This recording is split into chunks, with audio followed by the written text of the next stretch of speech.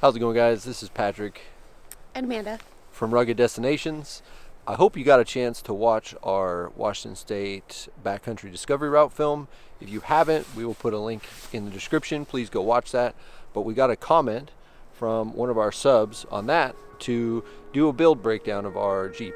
We'll get into it.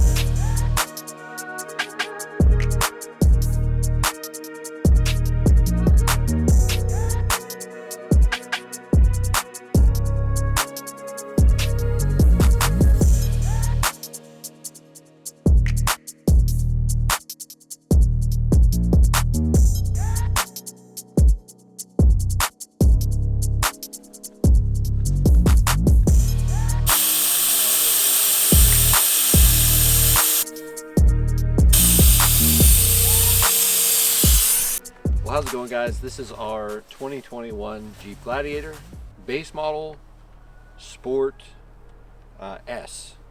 We could not opt to double the cost of the vehicle to get a Rubicon because I work on cars for a living, so I'm going to install lockers and gears myself. But the one feature we did get, max tow package.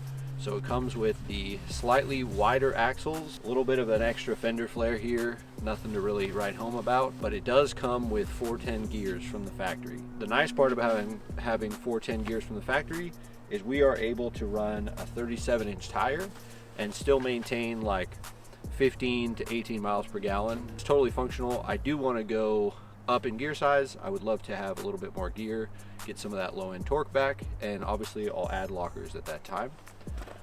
One of the first additions we did was the worn bumper on the front. It is a stubby bumper. I'm not a huge fan of full length bumpers myself. That was so that we could add a winch, and we went with the Badlands Apex 12K from Harbor Freight, and it's worked fantastic. We've used it quite a bit. The lift is a kind of a Frankenstein lift. I have TerraFlex springs. They're a 3.5-inch spring that I added a 1/2-inch spacer to all the way around. We should have somewhere in the ballpark of 4 inches of lift. Springs are one of the things I want to update. I would really like to have the HD, the heavy duty springs, because the back of our rig, when we're fully loaded down like we were for the BDR, it does have a little bit of tail sag, and I would love to fix that just so we don't run into any clearance issues.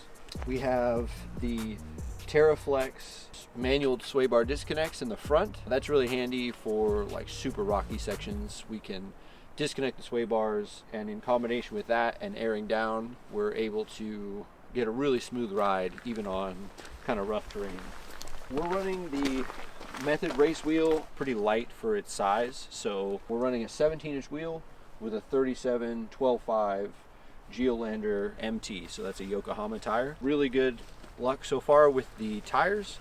They're an awesome addition. We are running a couple of Rotopacks on the doors. We had an experience where we almost ran out of gas and it kind of scared me, and so now I always carry a little bit of extra fuel just in case we need it. I should have mentioned this when we did the front bumper, but we are running a couple of Baja Designs, the S2 Sport small 2 diode pods on the front.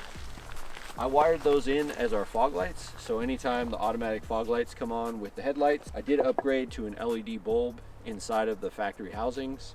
All I did was just re-aim them down so that I'm not blinding everybody while we're driving. They've been an awesome addition. We have the Squadron Sport ditch lights mounted up here, and these are just on like an Amazon special ditch light mount for the JT and the JL. We're running a vintage 1960s high lift jack that I got from one of my coworkers. Thank you, Gordon, very much. It's an awesome American made piece of equipment there. Rubicon rock sliders for the JT, very cost effective, and they're very available on the used market. Plenty to protect us from what we might see in our normal use. We're running the Yakima. This is their overhaul rack, The nice attributes about this rack are it's universal, so it can install on any vehicle. It's aluminum, so it's super lightweight. Crossbars between here, they do have accessory mounts that you can, although those crossbars were on international back order for a very long time. I think they're available now, so maybe we'll opt to get those and then have the ability to mount traction boards and an axe and shovel and all that stuff. We are running the iCamper 2.0, their full-size tent, on top of the Yakima rack. That's been an awesome tent for us. We came from a soft top or soft-sided tent, and the amount of time it takes to pull a soft-sided tent out as compared to a hard top, I really prefer like the clamshell design. It's so much faster to deploy and get out, and you only have really 2 bars that you have to put in to make it all work. So I really appreciate that. We're running the Overland Vehicle Systems 270-degree awning off the side. And for us in the Pacific Northwest, which how much rain and snow and all that we get here, and for when we're over in the desert, we go to the dunes and ride quads. Very nice to have a 270-degree awning. We pull it out, it covers the tailgate area so we can cook and not get rained on. In the bed, we're running the decked drawer system.